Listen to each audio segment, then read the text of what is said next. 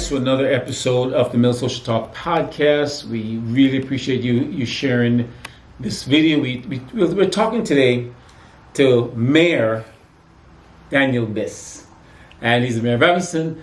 And so we'll talk about the participatory budget and what happens, what's going on with it, how it's moving along. And so we just have a free-flowing conversation. I know I always tell you guys, we always bring the best people to this podcast. As you know, we've been doing this for a number of years, and we have a lot of information about whether Evanston, Chicago, the mortgage industry, about Mills Realty, my company. So guys, I want to get right into it because I want to kind of get the mayor to tell me as much as possible about what's going on now. Mayor, I know first of all, you're the mayor of Evanston. Yeah. Let you introduce yourself. Well, thanks for having me. I don't appreciate the pressure, but you have only the best guests. It's a high bar. I'll do my best. But yeah, my name is Daniel Biss. I have the honor of serving as mayor of Evanston. I've been in that role since the spring of 2021. Before that, I spent 8 years in the legislature here in Illinois. Before that, I was a mathematician. Who knew? Yeah. I was on the mathematics faculty teaching at the University of Chicago. You know, the math professor to politician pipeline is pretty narrow, but I was able to make the jump. Well, I figure you would have good budgets. We try. And so, Mayor, so on an overall, as you were talking about earlier, I did started with the ideas, and I noticed I was happy to know that one of my ideas actually made the winning list. Now there's seven ideas, or what would you call it, programs that you guys plan on funding. Yep. Now, first of all, talk about how this idea come to use this extra money, and how is it going? So participatory budgeting is not something we invented here in Evanston. We like to invent things, but we like to say that. We did not invent this one. It's something that, I think at this point a few dozen communities in this country have done it. It's been done in other countries as well. I think Brazil is a place that takes it very seriously. And the idea is very simple, right? The idea is, regular kind of governmental budgeting process is the people elect their representatives go to the Capitol or City Hall, they decide on behalf of their voters how to spend the city's money, and you call it a day. And that works fine. It's a good system. It's how we spend almost all of our money here in Evanston and in almost every community in the country. But the question is there a way to engage regular people more? Is there a way to not only ask of the community members, hey, vote for your person for mayor and city council, and then give them some thoughts about what you want the city to spend money on? How about if we just hand over the keys?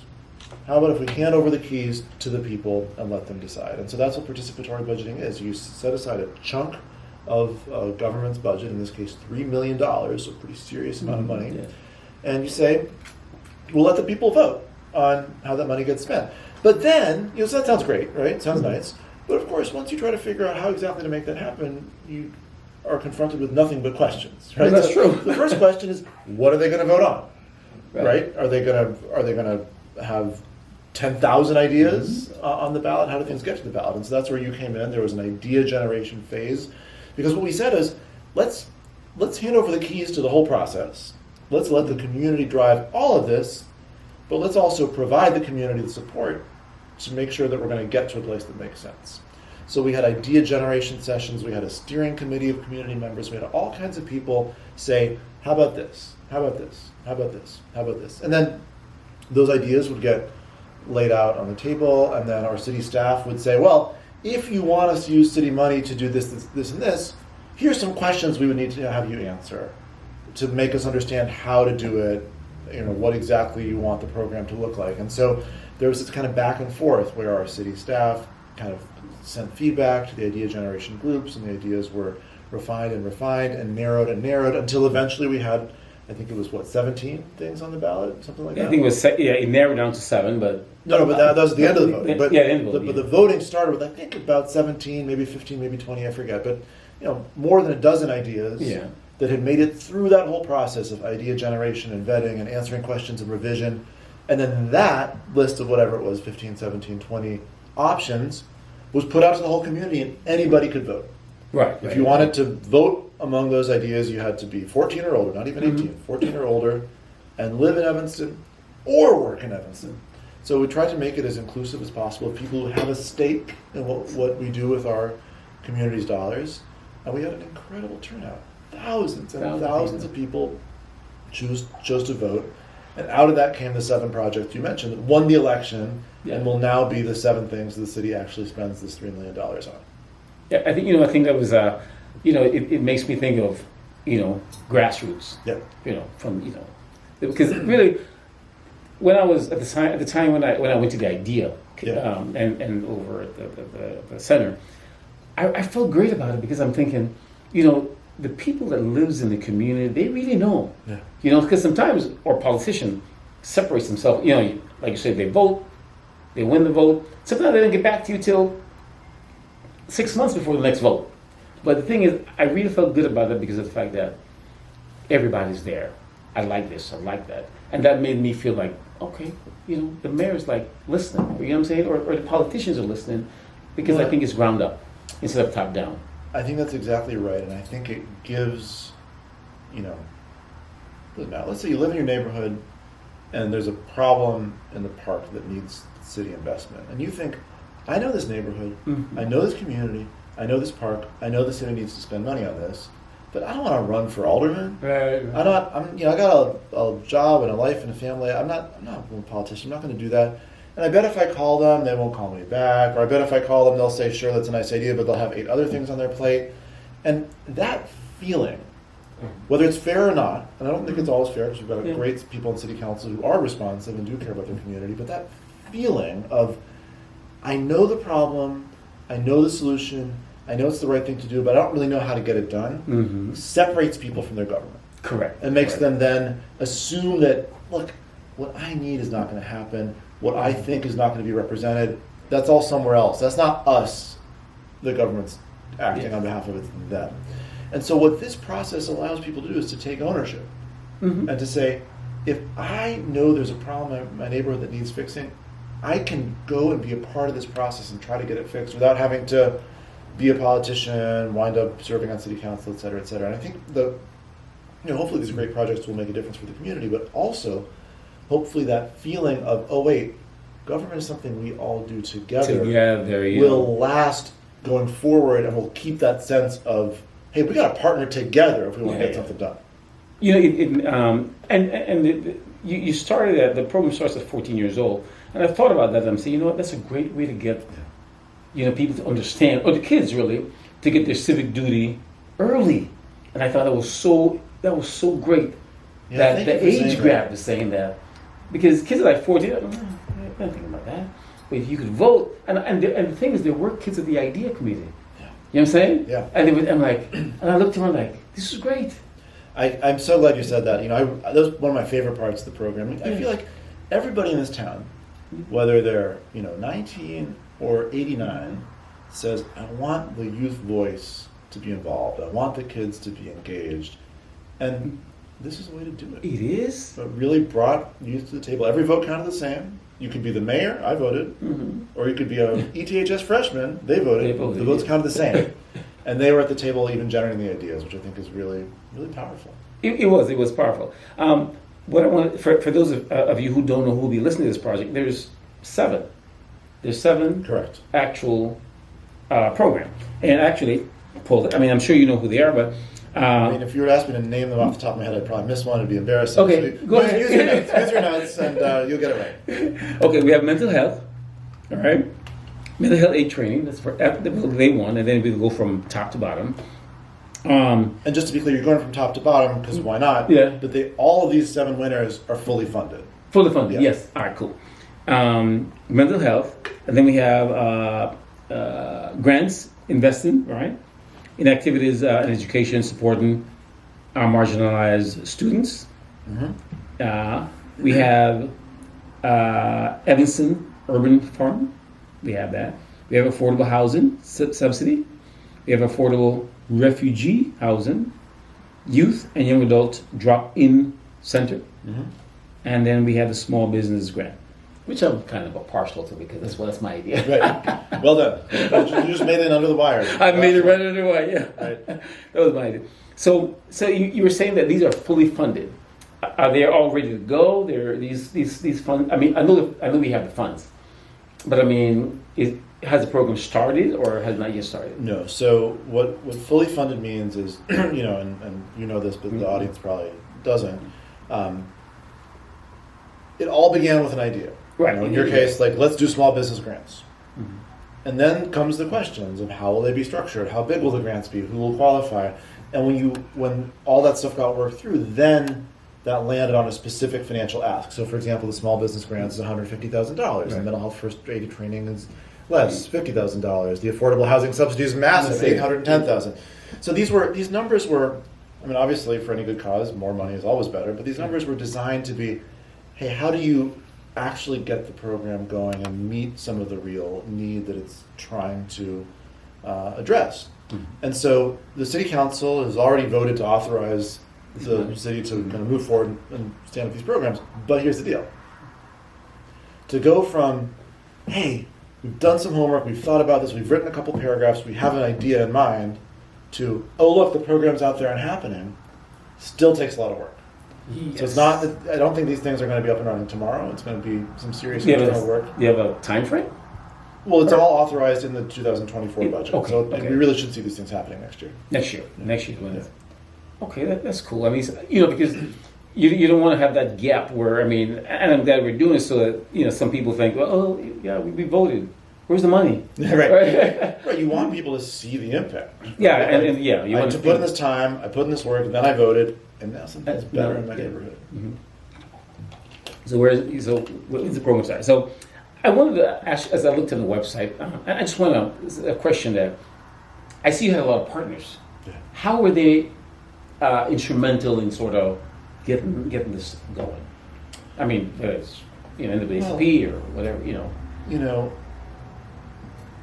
the most important engine to make this work well is participation. Correct. Right? Yeah. The whole point, like, what are we talking about? We're talking about wanting as much of the community as possible to participate in a process to together decide how to spend this money.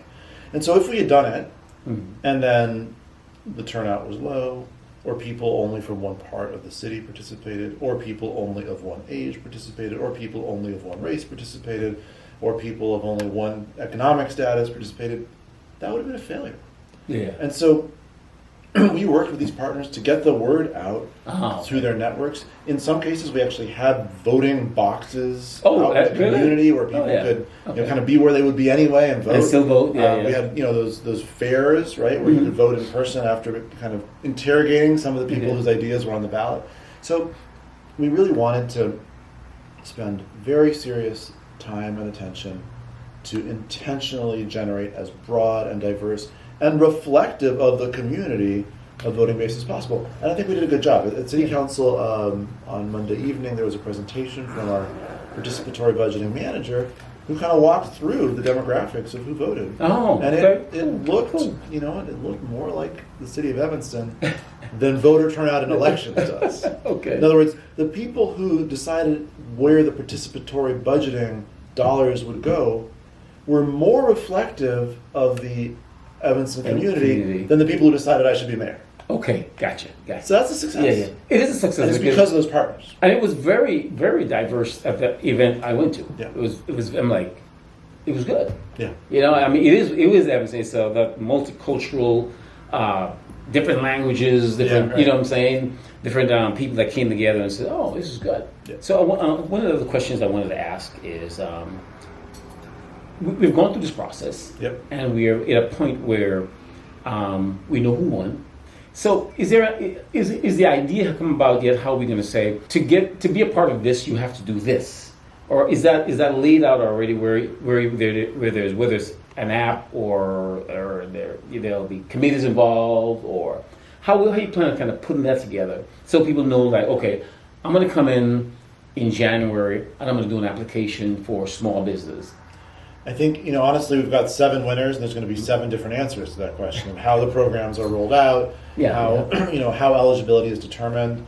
You know, I think one really good thing about this, though, is, you know, if you have a government program, it's only as good and useful as people's awareness of it.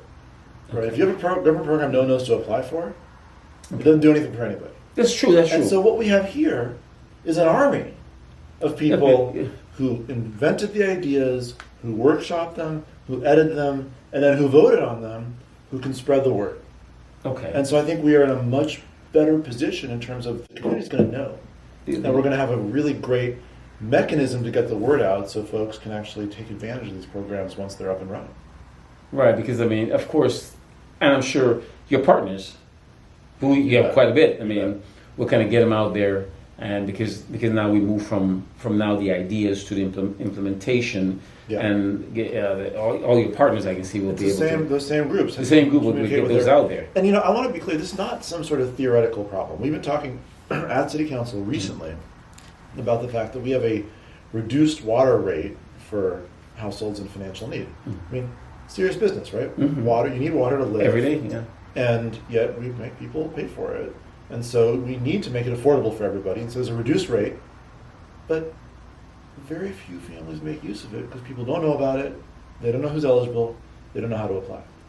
So really making sure that we don't just have a good idea in this building, but we then get the word out in the community about how people can benefit from it, it's just as important.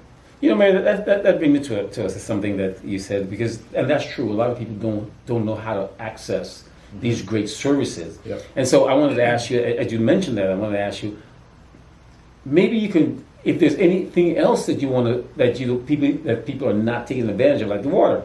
Yeah. There may be other things so that we can let the folks know.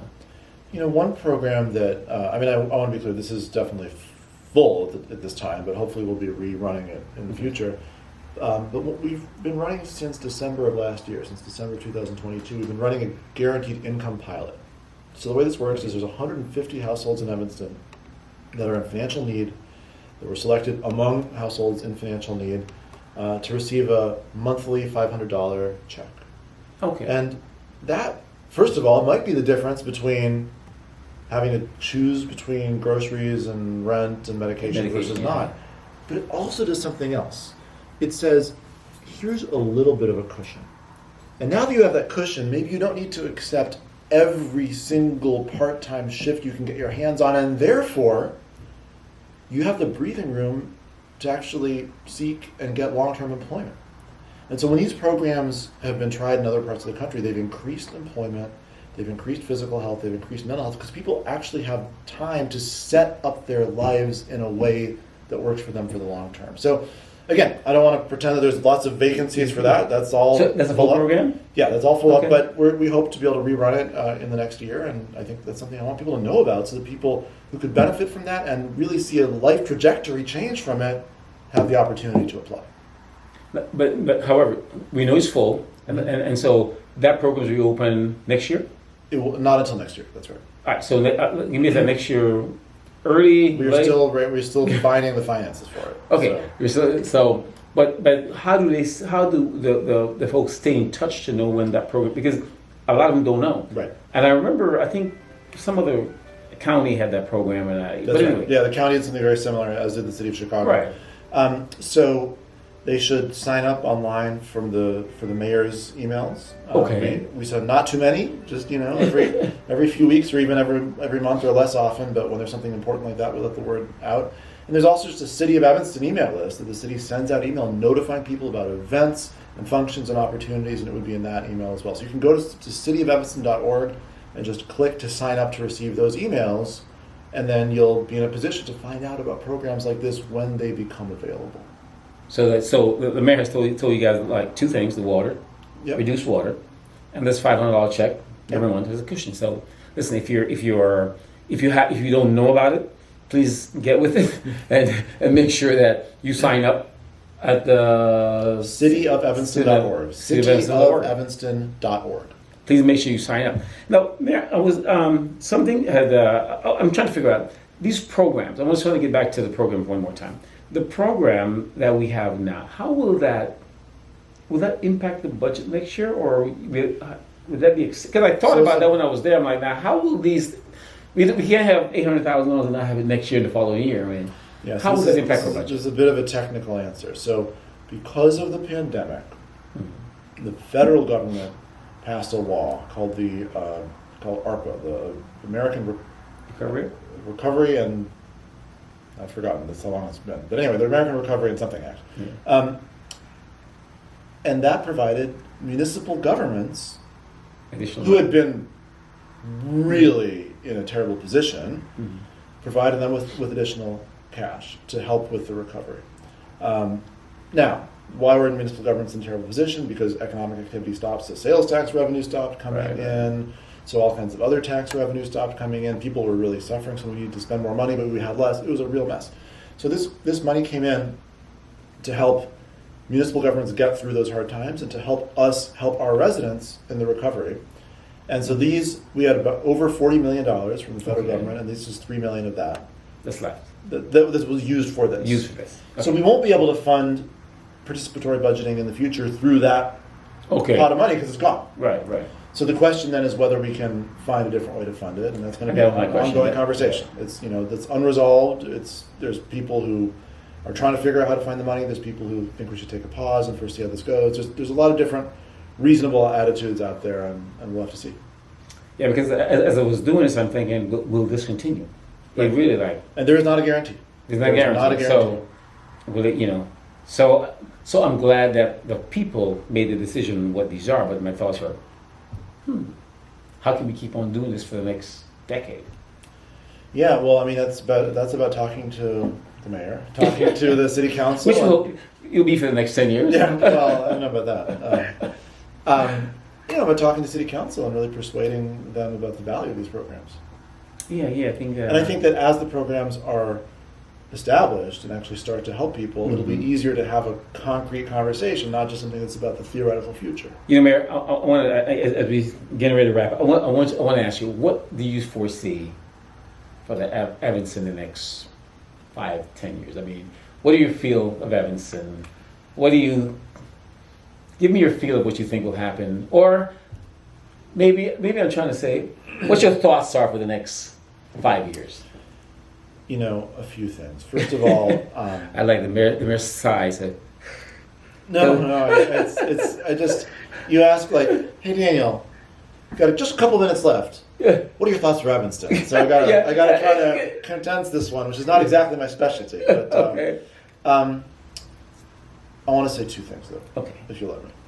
Absolutely. Thank you. You're too generous. First of all, we have the best thing a city could have, which is people want to be here. Right? People want to stay here. People want to move here. And frankly, we are not capitalizing on that opportunity to the extent that we could, because Evanston is not affordable for the people who would like to come and stay. And we have people every week who maybe grew up here, maybe their parents and grandparents grew up here, but they can't afford to stay, so they go somewhere else. And we have people all the time who would like to move here, but they can't afford it. So I think dealing with the affordability is really important. Expanding the supply of housing. We were actually talking about this before the camera went on. Expanding the supply of housing so that we can take advantage of that most precious asset, which is all the people and the talent and the energy and the vibrancy that would like to be here but's been priced out of town. So that's one thing I would love to see, and I think it would not only help us economically, though it would. It would. I think it would help us culturally. It would just make Evanston that much more vibrant and thriving a place to be. And the other thing is, I think we really still have not settled on a post-pandemic economic equilibrium. The truth of the matter is that if you look at what made, for example, downtown Evanston work economically before the pandemic, is you had folks who lived here and might go downtown to shop or eat. You had Northwestern students and faculty and people who've traveled through a major research university who would go out to eat and stuff. But then you had thousands and thousands of office workers in downtown Evanston.